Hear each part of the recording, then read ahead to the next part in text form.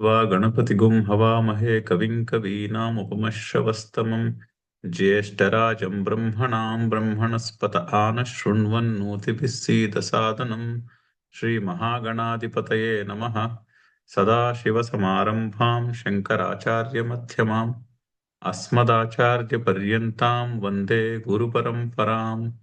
श्रुतिस्मृतिपुराणानाम् आलयं करुणालयम् नमामि भगवत्पादशङ्करं लोकशङ्करं।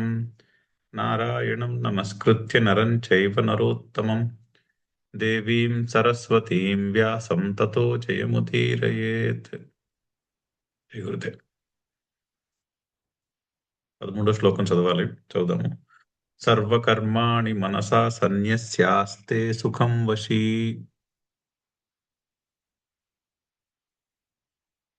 నవద్వారే పురే దేహి నైవ కుర్వన్న కారయన్. చాలా విలువైన శ్లోకము.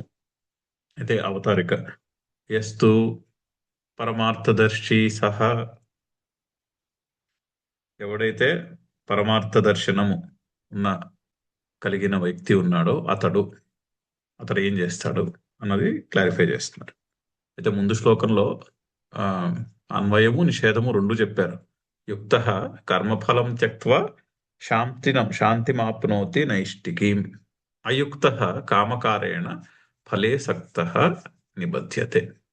అయితే యుక్తుడు అంటే ఈశ్వరాయ కర్మాణి నా మమ ఫలాయ అని కూడా క్లారిఫై చేశారు. యుక్త అంటే యోగ్యుడు అని అర్థం, యోగముతో కూడుకున్నవాడు ఆర్ లేదా యోగ్యుడు. ఏమిటా యోగ్యత? చేసిన ప్రతి కర్మ ఈశ్వరుని కొరకే చేస్తున్నా అని అనుకునేవాడు. సో ఇది కర్మయోగి యొక్క పర్స్పెక్టివ్ చెప్పారు. దీని ముందు శ్లోకంలో సన్యాసి యొక్క సర్వకర్మ సన్యాసి అంటే జ్ఞాని యొక్క పర్స్పెక్టివ్ అని చెప్పి, తర్వాత యోగులు కర్మలు చేస్తారు కానీ కర్మఫలాన్ని వదిలేసి నైష్టికీం శాంతిం ఆప్నోతి. కానీ అయుక్త కామకారేణ ఫలే సక్త నిబధ్యతే. అయుక్తుడు అంటే అయోగ్యుడు, అంటే ఆ యోగము లేనివాడు కామకారేణ కామము చేత పనులు చేసి ఆ పనుల యొక్క ఫలములతో ఇరుక్కుపోతాడు. ఆ కర్మఫలము బంధిస్తుంది అని చెప్పి మళ్ళీ ఇప్పుడు పరమార్థదర్శి యొక్క పర్స్పెక్టివ్ చెప్తున్నారు. సో ఆల్టర్నేటింగ్ గా చెప్తున్నారు. సర్వకర్మ సన్యాసము అంటే ఆత్మజ్ఞాన నిష్ఠలో ఉన్న వ్యక్తికి, ఆత్మజ్ఞాన నిష్ఠ లేని వానికి డిఫరెన్సెస్ చెప్పుకుంటూ వచ్చి ఆల్టర్నేటింగ్ గా చెప్తున్నారు. అయితే మళ్ళీ ఇప్పుడు దర్శి ఎవడైతే పరమార్థదర్శి ఉన్నాడో అతడు ఏం చేస్తాడు? సర్వకర్మాణి మనస సన్యస్య ఆస్తే సుఖం వశీ నవద్వారే పురే దేహి నైవ కుర్వన్ నా కారయన్. అయితే శ్లోకాన్ని జాగ్రత్తగా అన్వయం చేసుకోవాలి. జాగ్రత్తగా అన్వయం చేసుకోకపోతే దీని మీనింగ్ మారిపోతుంది. సో మనస ఫస్ట్ మెయిన్ సెంటెన్స్ ఏంటి? మనసా సన్యస్య ఆస్తే, మనస్సు చేత సన్యసించి ఉంటాడు. ఏ విధంగా ఉంటాడు? సుఖం ఆస్తే, అది మెయిన్ సెంటెన్స్. మనసా సన్యస్య సుఖం వశీ. ఏమిటి సన్యసించి? సర్వకర్మాణి మనసా సన్యస్య సుఖమాస్తే, సుఖంగా ఉంటాడు. సుఖము అంటే మోక్షము అని అర్థం. ఇక్కడ అంటే సైకలాజికల్ ఫ్రీడమ్, దానికే ఇక్కడ సుఖము అని అర్థం. పరమార్థదర్శి ఎవడైతే ఉంటాడో అతడు మనస్సు చేత సన్యసించి సుఖంగా ఉంటాడు. ఏమిటి? సర్వకర్మాణి. ఎక్కడ ఉంటాడు? నవద్వారే పురే ఉంటాడు. ఒక నిమిషం.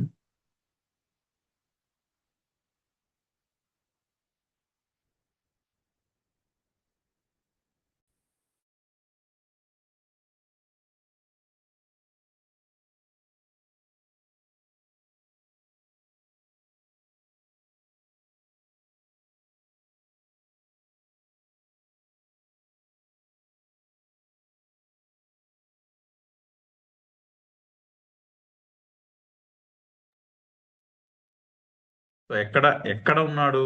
నవద్వారే పురే అన్నాడు. నవద్వారపురము నందు అంటున్నాడు. అయితే దీన్ని ఏ విధంగా అర్థం చేసుకోవాలంటే, నవద్వారపురమునందు కర్మలను సన్యసించి సుఖం మనసా సన్యస్య. అది కూడా నవద్వారపురమునందు మనసా సన్యస్య అంటే నవద్వారపురము. నవద్వారపురము అంటే శరీరము అని అర్థము. దాన్ని లిటరల్ గా మనము నవద్వారపురము అంటే 9 ద్వారములు ఉన్న సిటీ అని లిటరల్ గా మీనింగ్ తీసుకోకూడదు. మనకి పురాణాల్లో చెప్పిన వాక్యాలు, వేదంలో చెప్పిన వాక్యాలకి, పురాణంలో చెప్పిన వాక్యాలకి లిటరల్ గా మీనింగ్ తీసుకోవడం ఆ, ఆ, ఒక దాన్ని ఏమంటారు, అలా తప్పుగా అర్థం చేసుకోవడం అవుతుంది. సో నవద్వారపురము, ఇక్కడ నవద్వారపురము అంటే 9 ద్వారాలు ఉన్న సిటీ అని కాదు. 9 ద్వారములు ఉన్నటువంటి పురము వంటి పురము, ఉన్నట్టి పురము వంటి పురము అని అర్థం. అంటే శరీరము. 7 ద్వారాలేమో ముఖము మీద ఉంటాయి, శిరస్సుకు ఉంటాయి. వేరే 2 ద్వారాలు ఉన్నాయి శరీరంలో. మొత్తము 9 ద్వారాలు ఉన్నటువంటిది శరీరం. సో 9 ద్వారాలు ఉన్న శరీరమునందు ఉంటాడు అని అర్థం. అయితే అది ఎలా కరెక్ట్గా ఎలా అర్థం చేసుకోవాలి అంటే, నవద్వారపురమైనటువంటి శరీరమునకు సంబంధించినటువంటి కర్మలను మనసా సన్యసించి సుఖంగా ఉంటాడు. ఆ విధంగా అర్థం చేసుకోవాలి ఆ సెంటెన్స్ ని. అంతేనే కానీ అన్ని కర్మలను సన్యాసం చేసేసి హాయిగా నవద్వారపురమునందు ఉంటాడు అనుకోకూడదు. అలా అనుకుంటే కొంచెం వేరే అర్థం వస్తుంది. సన్యాసం చేసేసి శరీరంలో కూర్చుని ఉంటాడు అన్న మీనింగ్ వస్తుంది. అది అంత కరెక్ట్ కాదు. ఎందుకంటే మీరు చెప్పండి, శరీరంలో మనస్సు ఉండి మనస్సులో ఆత్మ ఉన్నదా? ఆత్మయందు మనస్సు ఉండి మనస్సునందు శరీరం ఉన్నదా? చాలా మౌలికమైనటువంటి ప్రశ్న. ఏది దేనికంటే సూక్ష్మమైనది, ఏది దేనికంటే వ్యాపకము? రెండు పరిశీలించాలి. శరీరము కంటే మనసు సూక్ష్మమా? శరీరము, మనస్సు, ఆత్మ, ఈ మూడింటికి వరుస ఏది చెప్పండి? ఏది సూక్ష్మము, ఏది మోరు వ్యాపకము? ఏది సూక్ష్మమో అది మోరు వ్యాపకము కూడా, అది ఎక్కువ వ్యాపకము కూడా. సో అలాగా అది రూల్ ఎప్పుడు కూడా. ఏది సూక్ష్మమో అది ఎక్కువ వ్యాపకమైనది. సో ఇప్పుడు చెప్పండి, శరీరము కంటే మనసు, శరీరము మనస్సులో ఉండి మనస్సు ఆత్మలో ఉన్నదా, ఆత్మ చైతన్యంలో ఉన్నదా? లేదా శరీరములో మనస్సు ఉండి మనస్సులో లోపల ఎక్కడో ఒక చిన్న పోర్షన్లో ఆత్మ చైతన్యము ఉన్నదా? ఇది కరెక్ట్? మొదటిదే కరెక్ట్, రెండోది కాదు. మొదటి కరెక్ట్ అండర్స్టాండింగ్ ఏమిటి? శరీరము మనస్సులో ఉండి మనస్సు ఆత్మ చైతన్యములో ఉన్నది. మరి అలాంటప్పుడు కర్మలను సన్యాసించి శరీరంలో ఉండుట అనే మాట అది కరెక్ట్ అండర్స్టాండింగ్ కాదు. సో శరీరమునకు సంబంధించినటువంటి కర్మలను మనసా సన్యసించి, మనస్సులో ఈ కర్మలు శరీరమునకు సంబంధించినవే కానీ ఇవి నాకు సంబంధించినవి కాదు అనేటటువంటి ఒక చిన్న సైకలాజికల్ స్పేస్ క్రియేట్ చేసుకుని బుద్ధిలో, ఎందుకంటే నా స్వరూపము ఆత్మ చైతన్యము, ఆత్మ చైతన్యములో ఈ కర్మలు లేవు, ఈ కర్మలు ఈ నవద్వారపురమైనటువంటి శరీరమునకు చెందినవి అనే అండర్స్టాండింగ్తో మనసా సన్యసించి, మనస్సు చేత సన్యాసము చేసి సుఖం వశి. లేకపోతే లిటరల్ గా తీసుకుంటే ఏమైంది? అన్ని కర్మలను సన్యాసం చేసేసి కాశీ వెళ్ళి కూర్చుంటే అప్పుడు సుఖంగా ఉంటాడు అనే అర్థం వచ్చింది. లిటరల్ మీనింగ్ తీసుకుంటే మనసా అన్న పదాన్ని వదిలేసి లిటరల్ మీనింగ్ తీసుకుంటే సర్వకర్మాణి సన్యస్య నవద్వారే పురే సుఖం వశి సుఖం ఆస్తే అన్న సెంటెన్స్ లిటరల్ మీనింగ్ తీసుకుంటే అన్ని కర్మలను వదిలేసి కాశీ వెళ్ళిపోయి ఆడ కూర్చుంటే సుఖంగా ఉంటాడు మనిషి అనే మీనింగ్ వచ్చింది. అది కాదు ఇక్కడ కృష్ణుడు చెప్తున్నటువంటి మాట. కృష్ణుడు చెప్తున్నటువంటి మాత్రం చాలా క్లియర్గా ఉంది. మనసా సన్యస్య, మనస్సు చేత సన్యాసము అంటే కర్మలను తగ్గించేసుకోవడం కాదు. కర్మలు తగ్గుతాయో లేదో అది ప్రారంధానుసారం వస్తుంది. ప్రారంధాన్ని బట్టి, ప్రారంధానుసారంగా ఒక ఆశ్రమాన్ని పుచ్చుకొని ఒక సన్యాసి అయి ఉండాలి అంటే అప్పుడు కర్మలు తగ్గిపోతాయి. అలా కాదనుకోండి, గృహస్థు కిందే ఉండాల్సిన ప్రారంధం అనుకోండి, కర్మలేం తగ్గవు. అలా కర్మలు చేయాల్సిన కర్మలు అలా ఉంటూనే ఉంటాయి. కానీ ఆ కర్మలు నాకు సంబంధించినవి కాదు. అవి ఈ శరీరానికి ఈ శరీరానికి సంబంధించినటువంటి ప్రారంధ కర్మకు సంబంధించినవే కానీ నా ఆత్మస్వరూపమునకు సంబంధించినవి కాదు అని తెలుసుకుని, ఆత్మస్వరూపంలో కర్తృత్వ భోక్తృత్వములు ఉండవు అని తెలుసుకుని, సో మనసా సన్యస్య, మనస్సు చేత మనస్సులో సన్యాసము చేసి, అంటే కర్తృత్వమును సన్యాసము చేసి సుఖం ఆస్తే, సుఖంగా ఉంటాడు. అంటే రాగము, ద్వేషము, భయము ఎట్సెట్రా వాటి వల్ల కలిగే ఈ ద్వంద్వములకు అతీతముగా సైకలాజికలీ ఫ్రీ ఉంటాడు అని దాని అర్థం. ఎవడు దేహి, దేహి అంటే ఈ శరీరము కలిగి ఉన్నవాడు అని అర్థం. ఆత్మ చైతన్యము అని అర్థం. అంటే ఈ శరీరము ఎవరికి కలదో, ఈ ఆత్మ చైతన్యానికి ఈ శరీరము ఉందని అనుకుంటున్నాం, అందుకని దేహి అయినది. ఏ ఏ విధంగా ఉన్నటువంటి వాడు? వశీ. వశీ అంటే జితేంద్రియుడు అని అర్థం. ఇంద్రియముల పైన వశము ఉన్నవాడు. ఆ ఇంద్రియముల పైన వశము ఉన్నవాడే ఆ మనస్సు చేత కర్మలను, కర్తృత్వ భావమును సన్యసించగలుగుతాడు. చూడండి, ఇంద్రియ వశీ అంటే ఇప్పుడు చూడండి, ఎక్కడైతే ఆసక్తి ఉంటుందో అక్కడ దాని వశంలో ఉంటాం మనం ఇప్పుడు కూడా. అంతేనా కదా? ఇప్పుడు ఇంద్రియములపై ఆసక్తి ఉందనుకోండి, ఇప్పుడు లెట్సే రుచి అనే ఇంద్రియం పైన ఆసక్తి ఉందనుకోండి మనసులో, అప్పుడు మన కంట్రోల్లో తీసుకునే భోజనం ఉంటుందా, లేకపోతే భోజనం కంట్రోల్లో మనం ఉంటామా?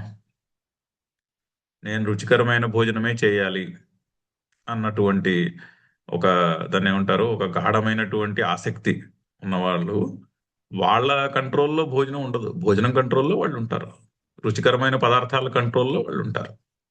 సో ఎక్కడ ఆసక్తి ఉన్నదో దానికి వశులమై ఉంటాం.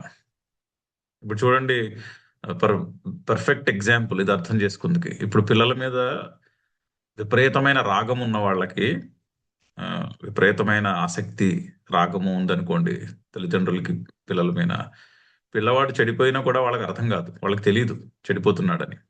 ఎందుకంటే ఒకవేళ పిల్లవాడు చెడిపోతున్నారని ఎవరన్నా చెప్పారే అనుకోండి, చెప్పినా కూడా వీళ్ళకి ఆ చెప్పిన వాడికి సరిగ్గా అర్థం కాలేదనిపిస్తుంది. అంతేనే కానీ మన వాళ్ళు ఏం తప్పు చేయట్లేదు కదా అనిపిస్తుంది. అందుకనే పిల్లలు చెడ్డగా ప్రవర్తించినా కూడా ఒక్కోసారి తల్లిదండ్రులు ఏమనలేరు, ఏమనరు, ఎందుకంటే వాళ్ళు చేసింది కరెక్టే కదా అనిపిస్తుంది. మిగిలిన వాళ్ళకి తెలుస్తూ ఉంటుంది, అదేంటి వీడు ఇంత మూర్ఖంగా ప్రవర్తిస్తున్నా వాళ్ళు ఏమనట్లేదని. ఎందుకు అంటే అక్కడ ఆసక్తి ఎక్కువైపోయింది పిల్లల ఎడల. ఆ ఆసక్తి ఉన్న చోట్ల, ఆ ఆసక్తి ఏ విషయంపై ఉన్నదో దాని యొక్క వశములో ఉంటారు. అదే మనసులో ప్రేమ ఉండి ఆసక్తి రాగము లేదనుకోండి, దాని రెండింటికి తేడా ఉంది. ఆ తేడా అర్థం చేసుకోవాలి. ఆ తేడా అర్థం చేసుకుని మనసులో ప్రేమ ఉంది, ప్రేమ ఉందేనే కానీ ఆసక్తి లేదనుకోండి, పిల్లలు తప్పు చేస్తున్నారా కరెక్ట్ చేస్తున్నారా అనేది క్లియర్గా తెలుస్తూ ఉంటుంది. అది దాన్ని ఏమంటారు, రాగము చేత కన్ఫ్యూజ్డ్ గా కాకుండా చాలా క్లియర్ గా కనిపిస్తూ ఉంటుంది. ఓకే, వీళ్ళు వీళ్ళు సరిగ్గా చేయట్లేదు అని. అప్పుడు పిల్లల్ని పిలిచి ప్రేమగా వాళ్ళకి బుద్ధి చెప్పే ప్రయత్నం కూడా చేస్తారు, ఎంతో ప్రేమగా. అది ఆ రాగము ఎంత పాళ్ళలో ఎక్కువ ఉన్నది లేదు అన్న దాన్ని బట్టి డిసైడ్ అవుతుంది ఆ బిహేవియర్ దాన్ని బట్టి ఉంటుంది. ఇది మనం చాలా కామన్ గా చూస్తూ ఉంటాం. ఎందుకు అర్థం కావట్లేదు వాళ్ళకి అంటే, అక్కడ పిల్లల విషయంలో రాగం ఎక్కువైపోయింది, అటాచ్మెంట్ ఎక్కువైపోయింది, ప్రేమ కాదు. ప్రేమ ఉంది కానీ ప్రేమ కంటే ఎక్కువ అటాచ్మెంట్ ఉంది. అందుకని వాళ్ళు చేస్తున్న విషయం కరెక్ట్, ఎంత ఎంత తప్పు పని చేసినా కూడా వాళ్ళు కరెక్టే చేస్తున్నారు, వాళ్ళు కరెక్టే కదా అని వాళ్ళకి అలా అనిపిస్తుంది. సో ఆ విధంగా ఇది మీరు ఎక్కడైనా గమనించవచ్చు.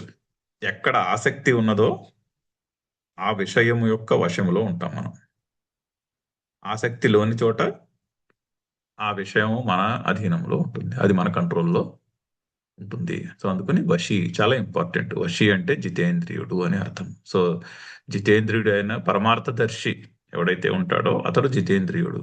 అతడు ఈ దేహంలోనే ఉంటూ కూడా, అయితే దేహంలో శంకర్లు క్లారిఫై చేస్తారు, దేహంలో ఉండుట అనేది కూడా ఇప్పుడు పుట్టి కొన్నాళ్ళు, ఒక 30 ఏళ్ళు 40 ఏళ్ళు జీవితం అయ్యాక ఆత్మదర్శనం ఆ ఆ సిద్ధించింది అనుకోండి, అంతవరకు మరి దేహంలోనే ఉన్నటువంటి సంస్కారం ఉంటుంది కదా, దేహంలోనే ఉండగా ఆత్మజ్ఞానము కలిగినది. సో అందుకని దేహంలో ఉంటూనే కూడా ఈ విధంగా ఉంటాడు అని చెప్పడం. ఆ సంస్కారం ఇంకా కొంచెము ఆ ఆ ప్రారంధ కర్మ వలన ఆ శరీరము ఇంకా శరీర యాత్ర అయ్యేదాకా శరీరంలోనే ఉంటాడు మనిషి మరి.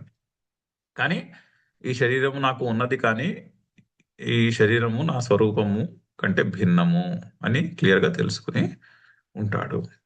సో నవద్వారే పురే సర్వకర్మాణి మనసా సన్యస్య సుఖం ఆస్తే. ఇది కరెక్ట్ సెంటెన్స్. సో నవద్వారపురమునకు చెందినటువంటి సర్వకర్మలను మనసు చేత సన్యసించి, మనస్సులో సన్యాసము చేసి అంటే కర్తృత్వమును వదిలేసి సుఖం ఆస్తే, సుఖంగా ఉంటాడు. ఇప్పుడు ఆలోచించండి, ఆ మనసులో రాగము ద్వేషము లేకపోతే ఎంత హాయిగా ఉంటుందో జీవితం. ఒక్కసారి ఆలోచించండి. మనకున్న రాగద్వేషములను కాస్త గుర్తు తెచ్చుకుంటే మనకే అర్థమవుతుంది. ఈ ఎందుకు పనికిరానటువంటి రాగము ద్వేషమే కానీ నా మనసులో లేకపోతే ఎంత హాయిగా ఉంటుందో జీవితము అని మనకే అర్థమవుతుంది కాస్త జాగ్రత్తగా పరిశీలిస్తే. ఆ రాగద్వేషాలు ఏమిటో మనకే తెలుసు, వేరే వాళ్ళకి తెలియకపోవచ్చు. ఎవరి రాగద్వేషాలు వాళ్ళకి క్లియర్గా కనిపిస్తూ ఉంటాయి పరిశీలిస్తే. ఆ రాగద్వేషాలే లేవనుకోండి, ఎంతో హాయిగా ఉంటుంది జీవితం అని చెప్తున్నారు. సో మనసా సన్యస్య సుఖం ఆస్తే. అలా ఉన్నవాడు నైవ కుర్వన్ నా కారయన్. అటువంటి వ్యక్తి ఏ పని చేయడు, తనంత తాను ఏ పని చేయడు. నా కారయన్, తనంత తాను వేరొకళ్ళని పనులు చేయుటకు ప్రేరేపించాడు, కారణం కూడా కాడు. తాను చేయడు, ఇంకొకరి చేత చేయించడు, ఇంకొకళ్ళని ఏమి చేయమని చెప్పడు అని అర్థం. అంటే మనస్సులో ఉండదు ఆ భావం. ఇప్పుడు గృహస్థాశ్రమంలో ఉన్న వ్యక్తి ఆబ్వియస్లీ తను చేయాల్సిన పనులు చేస్తాడు, ఇంట్లో వాళ్ళ చేత ఏం చేయించాలో అవన్నీ చేస్తూ ఉంటాడు. కానీ నేను చేస్తున్నాను, నేను చేయిపిస్తున్నాను అన్నటువంటి భావం అయితే ఉండదు. సో ఇట్ ఈస్ మళ్ళీ అదే మాట, ఎంత చెప్పుకున్నా అదే మాట. ఈ సన్యాసము అనేది ముందుగా మౌలికముగా దృష్టికోణంలో ఉంటుంది, బుద్ధి నిశ్చయంలో ఉండాలి. ఆ తర్వాత ఫిజికల్గా అది ప్రారంధానుసారము ఎక్కడ ఉంటే ఎలా ఉంటే అలాగా. అందులో పెద్ద అది సెకండరీ. ఫిజికల్గా అన్ని వదిలేసి రమణ మహర్షి వాళ్ళలాగా అన్ని కర్మలను సన్యసించి ఉన్నారా, లేదా స్వామి వివేకానంద గురుదేవులు వాళ్ళలాగా చాలా యాక్టివ్గా లోక సంగ్రహార్థం బోలెడంత వర్క్ చేస్తూ ఉన్నారా అన్నది సెకండరీ. అది ఇంపార్టెంట్ కాదు. మనస్సులో వారి బుద్ధి నిశ్చయము, అండర్స్టాండింగ్ ఎటువంటిది ఉన్నది, అది మోర్ ఇంపార్టెంట్ అని మరొకసారి గుర్తు చేస్తున్నటువంటి శ్లోకము. చాలా చాలా విలువైనటువంటి శ్లోకము, చాలా చాలా గొప్ప శ్లోకము కూడా. చదువుదాం. శంకర్లు భాష్యం కూడా డీటెయిల్డ్గా ఉంటుంది, కొంచెం చదువుదాం. సర్వాణి కర్మాణి సర్వకర్మాణి, అన్ని కర్మలు. సర్వకర్మాణి అంటే ఇంకా అన్ని కర్మలు, అది కూడా చెప్తున్నారు శంకర్లు, ఎక్స్ప్లెయిన్ చేస్తారు. అన్ని కర్మలు, ఇంకా అందులో మళ్ళీ ఎక్సెప్షన్ ఏం లేదు. ఈ కర్మ ఆ కర్మ ఎక్స్క్లూడెడ్ ఈ లిస్టులోంచి నేను లేదు, అన్ని కర్మలు. సన్యస్య పరిత్యజ్య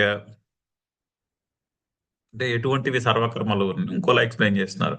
నిత్యం నైమిత్తికం కామ్యం ప్రతిషిద్ధంచ సర్వకర్మాణి.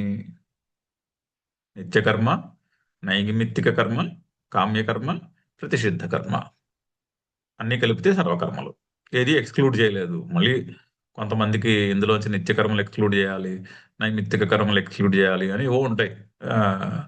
రకరకాల ఆలోచనలు ఉంటాయి దీని మీద. ఈ సర్వ అన్న శబ్దం మీద దీనికి ఎక్స్క్లూజన్స్ పెట్టే ప్రయత్నం చాలా మంది చేస్తారు. ఆ సర్వలో ఇది ఇంక్లూడెడ్ కాదు అని చెప్తారు. అలా కాకుండా నిత్యకర్మ అంటే డైలీ ప్రతిరోజు చేసే కర్మలు. నైమిత్తిక కర్మ అంటే వన్స్ ఇన్ ఏ వైల్ చేయవలసినటువంటి కర్మలు. ఇప్పుడు once in a while, for example గ్రహణం రోజున స్నానం చేయాలి. గ్రహణ సమయంలో స్నానం చేసి చక్కగా బయటికి వెళ్లకుండా ఇంట్లో ఉండి ఏ ధ్యానమో చేసుకోవాలి. అది నైమిత్తిక కర్మ. ఎందుకంటే బయట ఎన్వైరన్మెంట్ లో ఏవో నెగిటివ్, సైంటిఫిక్ గా కూడా ఏవో నెగిటివ్ క్వాలిటీస్ ఉండొచ్చు ఆ ఎన్వైరన్మెంట్ లో. సో ఆ టైంలో బయటకు వెళ్ళకపోతే బాగుంటుంది, అది నైమిత్తిక కర్మ. లేదా పితృకార్యములు చేయుట, అవి నైమిత్తిక కర్మలు. అంటే వన్స్ ఇన్ ఎ వైల్ వచ్చే డ్యూటీస్ అని. నిత్యము అంటే ప్రతిరోజు చేసే డ్యూటీస్. కామ్యకర్మలు అంటే కోరికలను బట్టి చేసే కర్మలు. ఇది కావాలి, అది కావాలి అని మనసులో ఏదో ఒక ఆ, ఆ, సొంత ఫలమును ఆ, దృష్టిలో పెట్టుకుని చేయుట. ప్రతిషిద్ధ కర్మ అంటే చేయకూడని కర్మ. అంటే ఈ పని మనం చేయకూడదు అటువంటి కర్మలు. సో నిత్యము, నైమిత్తికము, కామ్యము, ప్రతిషిద్ధము అన్ని కర్మలు కూడా సన్యసించి, ప్రతి కర్మని కూడా మనసా సన్యసించి. మనసా వివేక బుద్ధ్యా. మనసా సన్యస్య అంటే వివేక బుద్ధి చేత సన్యసించి అని అర్థం. అంటే ఫిజికల్ గా సన్యాసం ఇంపార్టెంట్ కాదు, వివేక బుద్ధితో కర్తృత్వమును సన్యసించుట ఇంపార్టెంట్. ఆ వివేక బుద్ధి అన్నదే ఎక్స్ప్లెయిన్ చేస్తున్నారు. కర్మాదౌ అకర్మదర్శనే అకర్మదర్శనేన సంత్యజ్య ఇత్యర్థః. సో కర్మలయందు అకర్మ దర్శనము చేస్తారు. అంటే కర్మలయందు కర్తృత్వ భావము లేదు అని పరిశీలించి తెలుసుకుని సంత్యజ్య ఇత్యర్థః. ఇది మనం చాలా డీటెయిల్డ్ గా చూసాం. కర్మణి అకర్మ అకర్మ యః పశ్యేత్ అని. కర్మయందు అకర్మ, అకర్మయందు కర్మ చూచినవాడు ఎవరైతే తెలుసుకుంటాడో అతడు తెలుసుకున్నవాడని ఆల్రెడీ చెప్పి ఉన్నారు ఇదివరకు. సో కర్మాదౌ అకర్మ దర్శనేన సంత్యజ్య ఇత్యర్థ. కర్మలు జరుగుతున్నవే కానీ నేను చేయుటలేదు, నా ద్వారా కర్మలు జరుగుతాయి కానీ నేను చేయుటలేదు అని తెలుసుకుంటే చాలా అలిసిపోకుండా నిరాయాసంగా చేయవలసిన పనులు చేయగలుగుతాం. ఫిజికల్గా అలసిపోయినా కూడా మానసిక అలసట అనేది అసలు ఉండనే ఉండదు. ఫిజికల్గా అలసిపోతే శరీరానికి రెస్ట్ ఇస్తాం. శరీరం ఎప్పుడు రెస్ట్ అడిగితే అప్పుడు శరీరానికి రెస్ట్ ఇవ్వాలి, అది అడుగుతుంది. మనం ఏం బలవంతంగా ఏమి రెస్ట్కి పెట్టక్కర్లేదు. ఎప్పుడు మనసులో అలసట లేనప్పుడు ఫిజికల్గా శరీరం అలసిపోతే శరీరమే అడుగుతుంది, నాకు టైం రెస్ట్ తీసుకోవాలి కాసేపు అని అడుగుతుంది. అప్పుడు రెస్ట్ ఇస్తే సరిపోతుంది. మళ్ళీ ఆ అలసట తీరిపోయినప్పుడు, ఫిజికల్ అలసట తీరిపోయినప్పుడు లేచి మళ్ళీ మన పనులు మనం చేసుకోవచ్చు. సో ఆ విధంగా ఉంటుంది. ఎప్పుడు కర్మల యందు ఆ కర్మ దర్శనము కలిగినప్పుడు. కర్తృత్వము లేదు, కర్మలు నడుస్తున్నాయా కానీ నేను చేయుటలేదు అన్నప్పుడు నేను ఎక్స్ట్రా రెస్ట్ తీసుకోవాలి ఇలాంటివన్నీ ఉండవు. ఇంకప్పుడు మనసులు మానసికంగా ఉండవు, ఫిజికల్గా ఉండొచ్చు. శరీరం యొక్క పరిస్థితిని బట్టి శరీరానికి కాస్త రెస్ట్ అవసరం అయితే రెస్ట్ తీసుకోవాలి. అనారోగ్యం చేస్తే కాస్త దానికి ఏమైనా వైద్యం చేయించాలంటే చేయించాలి, అంతేనే కానీ మానసికంగా అలసటైతే ఉండదు. ఎప్పుడు కర్మాదౌ అకర్మ దర్శనేన. సో మనసా వివేక బుద్ధ్య అంటే అది. దాని చేత కర్తృత్వమును సన్యసించి, ఏ విషయంలో కర్తృత్వము? అన్ని కర్మల్లోనూ కర్తృత్వం. ఆస్తే తిష్టతి. సర్వకర్మాణి మనసా సన్యస్య ఆస్తే సుఖం వశి. సో నెక్స్ట్ పదము ఆస్తే. ఆస్తే అంటే తిష్టతి, ఆస్తే అంటే ఉంటాడు అని అర్థం. సుఖం త్యక్త వాంగ్మనః కాయచేష్టః నిరాయాసః ప్రసన్నచిత్తః అని అర్థం. సుఖము అంటే వాక్కు, మనస్సు, కాయం, శరీరము చేత చేసే చేష్టలలో కర్తృత్వాన్ని వదిలేసి నిరాయాసః, ఆయాసం లేకుండా ఉంటాడు మనిషి. ఎంత చక్కని పదము! నిరాయాసః ప్రసన్నచిత్తః ఆస్తే అని అర్థం చేసుకోవాలి. సో ఆయాసం లేకుండా అంటే మనసులో ఎటువంటి ఒత్తిడి లేకుండా ప్రసన్న చిత్తః, ప్రసన్నమైన మనస్సుతో ఉంటాడు. ఎవరు? మనసా సర్వకర్మాణి సన్యస్య. మనస్సు చేత అన్ని కర్మలను సన్యసించగలిగితే, కర్తృత్వాన్ని సన్యసించగలిగితే హాయిగా నిరాయాసంగా ప్రసన్నమైనటువంటి మనస్సు కలిగి ఉంటాడు. ఆ విధంగా ఆస్తే ఉంటాడు. దానికి ఆపోజిట్ ఆత్మనః. ఎలా ఉండగలడు అంటే ఎక్స్ప్లెయిన్ చేస్తున్నారు. ఆత్మనః అన్యత్ర నివృత్త బాహ్య సర్వప్రయోజన ఇది సుఖమాస్తే ఇత్యుచ్యతే. అయితే ఎందుకు ప్రసన్న చిత్తుడై ఉంటాడు? అన్యత్ర నివృత్త బాహ్య సర్వ ప్రయోజన. సో బాహ్య ప్రయోజనం ఏమీ లేదు చేసే పనుల్లో. అంటే నాకు ఇందులోంచి ఇటువంటి సుఖము లభించాలి, నా దగ్గర ఇది లేదు, ఈ సుఖాన్ని ఈ కర్మ చేసి నేను సంపాదించుకుంటాను అనేటటువంటి అనేటటువంటి ఒక ఆ, స్వప్రయోజనాన్ని దృష్టిలో పెట్టుకుని, అంటే స్వంత ఫలమును దృష్టిలో పెట్టుకుని ఆ, ఏదో ప్రాకులాడుట అనేది ఉండదు. ఆత్మనః అన్యత్ర నివృత్త ఆ, బాహ్య సర్వ ప్రయోజనం.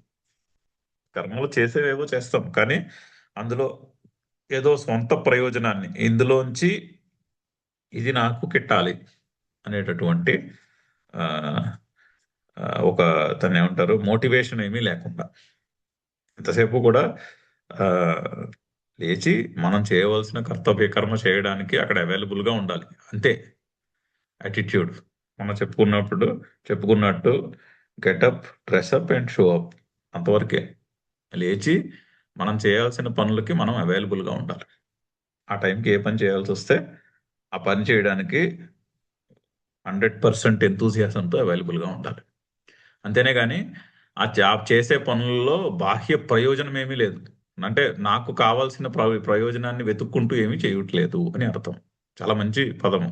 ఆత్మనః అన్యత్ర నివృత్త బాహ్య సర్వ ప్రయోజన ఇది సుఖమాస్తే ఇత్యుచ్యతే. అప్పుడు సుఖంగా ఉంటాడు అని ఆ, దాని అర్థం. అయితే మూడు విషయాలు ఉంటాయి: బీయింగ్, నోయింగ్ అండ్ డూయింగ్. మూడు. ఈ మూడు కలిపేసుకుంటాం: ఉన్నది, తెలుసుకునేది, చేసేది. మూడు. మూడిట్లోనూ ఉన్నది తెలుసుకునేది ఆత్మస్వరూపం, చేసేది నవద్వారపురం అనే డిస్టింక్షన్ అర్థం కావాలి. నవద్వారపురమైనటువంటి శరీరములో ఉంది డూయింగ్, ఆత్మస్వరూపంలో డూయింగ్ లేదు. ఆత్మస్వరూపంలో ఉండుట, బీయింగ్, తెలుసుకొనుట అండ్ నోయింగ్. అది ఉంటుంది, అది తెలుసుకుంటుంది. అదే సత్ చిత్ అంటే. సచ్చిదానందంలో సచ్చిత్ స్వరూపం అంటే అది. సత్ అంటే ఉండుట, చిత్ అంటే తెలుసుకుంట. ఏది ఉన్నదో అదే తెలుసుకుంటుంది, ఏది తెలుసుకుంటున్నదో అదే ఉన్నది అని అర్థం. దాని అర్థం సత్ చిత్ రెండు ఒకటే. ఏది ఉన్నదో అదే తెలుసుకుంటోంది. అదే, ఎందుకంటే అది జ్ఞాన స్వరూపము, అది తెలుసుకునే స్వరూపము కలిగినది. ఏది ఉన్నదో అదే తెలుసుకుంటుంది, ఏది తెలుసుకుంటున్నదో అదే ఉన్నది. ఉండుట మర్చిపోయి డూయింగ్ తో కలిసిపోయాం అనుకోండి, ఇంకప్పుడు ఉండుట తెలుసుకుంటా ఉండదు, ఓన్లీ డూయింగే ఉంటుంది.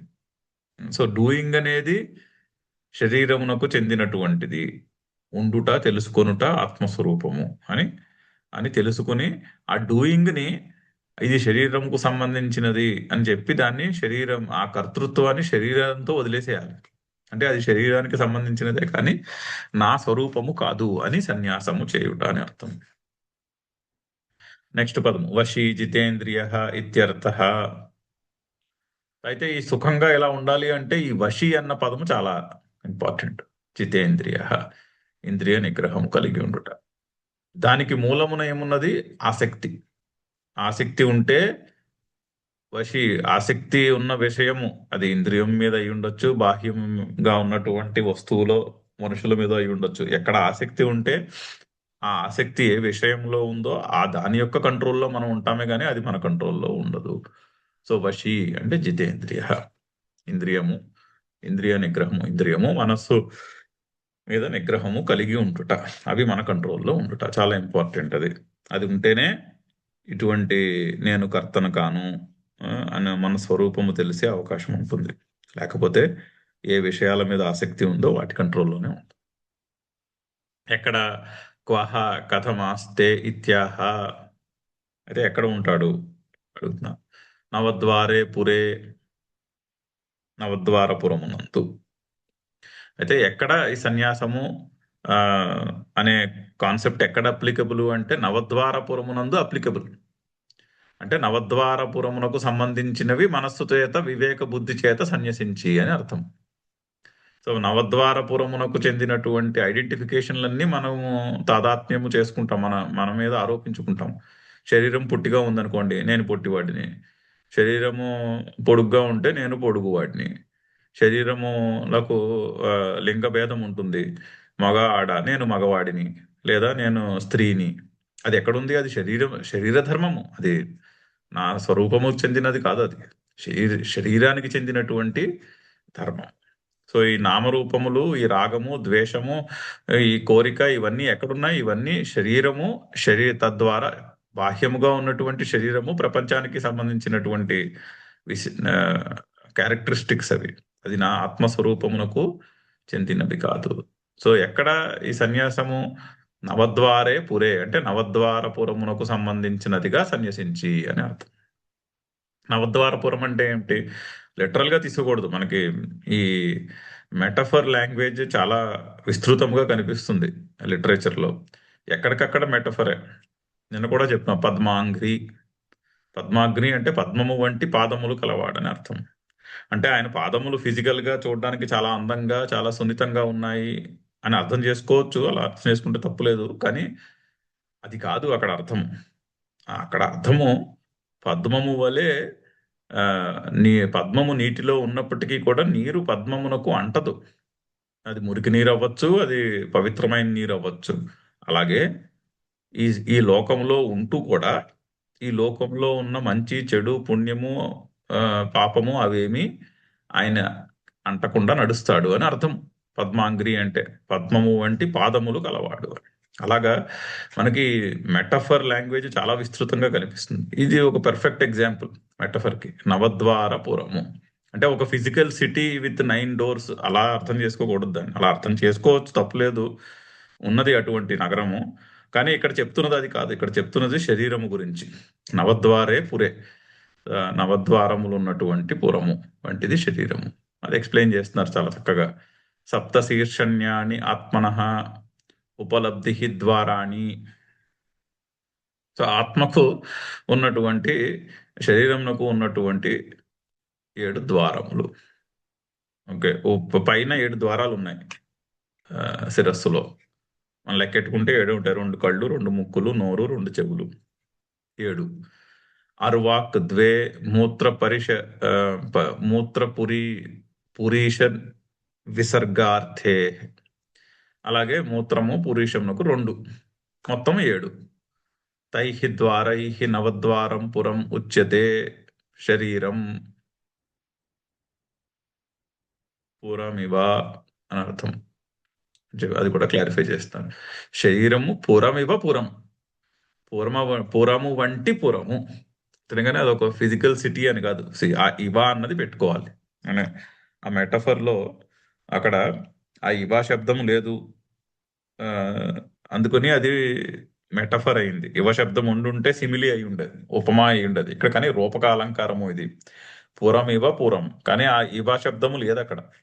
ఇవ శబ్దము లేకుండా ఉన్నది కాబట్టి చంద్రముఖి అన్నాం అనుకోండి, చంద్రుని వలె, చంద్రుని వంటి ముఖము కల ఆమె అని అర్థము. కానీ అది ఇవ శబ్దము లేదు కదా, అందుకని అది రూపకాలంకారం అవుతుంది. ఇవ శబ్దం ఉంటే అది ఉపమా అలంకారం. ఇక్కడ కూడా పురం ఇవ పురం. అయితే పురం ఉంటే పురంకి ఒక స్వామి ఉండాలి, ఒక మేయర్. అటువంటి పొజిషన్లో ఒకటి ఉండాలి. ఎవరది? ఆత్మైక స్వామికం పురం. ఆత్మయే ఆ పురంనకు అధ్యక్షుడు వారు స్వామి అని. అంటే ఆత్మకు ఉన్నటువంటి ఈ శరీరము అని అర్థం. అంటే ఆత్మ ఈ శరీరముతో ఇక్కడ తాదాత్మ్యమును చెంది ఉన్నది. ఎందుకంటే పుట్టినప్పుడు అలా పుట్టాడు మనిషి. ఇంకా ఆ శరీర యాత్ర నడుస్తోంది. ఆ శరీర యాత్ర నడిచేదాకా మరి ఆ కనెక్షన్ ఉంటుంది, అంతే, అంతవరకే. ఆత్మైక స్వామికం. కానీ శరీరానికి అధ్యక్షుడు ఆత్మయే. ఆత్మ ఏక స్వామికం. అయితే మరి మిగిలిన సరంజామా అంటే ఏంటి? తదర్థ ప్రయోజనై చ ఇంద్రియ మనోబుద్ధి విషయై అనేక ఫల విజ్ఞానస్య ఉత్పాదకై పౌరై ఇవ అధిష్ఠితం. చాలా మంచి రూపుగా, చాలా మంచిగా ఎక్స్ప్లెయిన్ చేస్తున్నారు రూపుగా. మరి మనస్సు, బుద్ధి, ఇంద్రియము ఇవన్నీ ఏమిటి? ఓకే, శరీరము పురము సరిపోయింది. మరి మనస్సు, బుద్ధి, ఇంద్రియము వాటి సంగతి ఏమిటి అంటే ఆ రూపకంలో అవి కూడా ఎక్స్ప్లెయిన్ చేస్తున్నారు. తదర్థ ప్రయోజనై ఇంద్రియ మనోబుద్ధి విషయై అనేక ఫల విజ్ఞానస్య ఉత్పాదకై పౌరై ఇవ. అవి పౌరులు. అయితే స్వామి గురించి ఈ పౌరులందరూ కూడా రకరకాల పనులు చేసి ఆ స్వామికి చేయవలసిన అవసరమైనటువంటి సమకూరుస్తారు.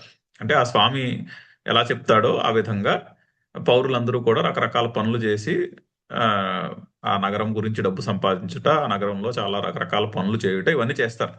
ఆ స్వామి యొక్క ఆ, దాన్ని ఏమంటారు, ఆయన యొక్క అధిష్టానంలో ఆయన చెప్పినట్టు వీళ్ళందరూ పనులు చేస్తారు. అదే విధంగా ఆత్మ అనే స్వామికి ఈ ఇంద్రియము, మనస్సు, బుద్ధి ఇవన్నీ పౌరైహి ఇవన్నీ పౌరులు వంటివి. ఏం చేస్తాయి? అనేక ఫల విజ్ఞానస్య ఉత్పాదకై. ఆత్మ తెలుసుకుంటూ ఉంటుంది. ఆ తెలుసుకునే దాంట్లో రకరకాల విజ్ఞానమును కలుగు చేస్తూ ఉంటాయి. ఇది అని చెప్పేటటువంటివి ఆ, పౌరుల వంటివి. ఆ స్వామికి చెందిన తదర్థ ప్రయోజనై, ఆ స్వామి యొక్క ప్రయోజనమును కొరకై రకరకాల పనులు చేసేటటువంటి పౌరుల వంటివి ఇంద్రియము, మనస్సు, బుద్ధి. సో శరీరము, మనస్సు, బుద్ధి, ఇంద్రియము, ఆత్మ.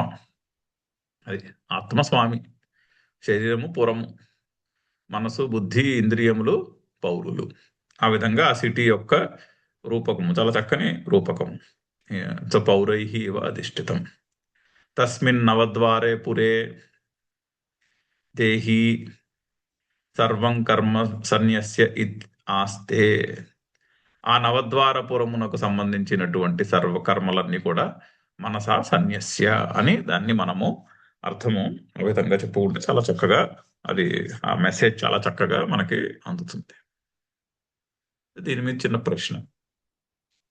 కిం విశేషేణ సర్వ హి దేహి సన్యాసి అసన్యాసి వా దేహే ఏవ ఆస్తే తత్ర అనర్థకం విశేషణం ఇది. సో నవద్వారే పురే దేహి అన్న పదం ఉన్నది. అయితే నవద్వారే పురే దేహి వశి అన్న విశేషణం ఎందుకు పెట్టారు ఇక్కడ? దేహి అన్న విశేషణం ఎందుకు పెడుతున్నారు అన్న ప్రశ్న. ఆ విశేషణం యొక్క ప్రయోజనం లేదు కదా. ఎందుకంటే సన్యాసి అసన్యాసి వా దేహే ఏవ ఆస్తే.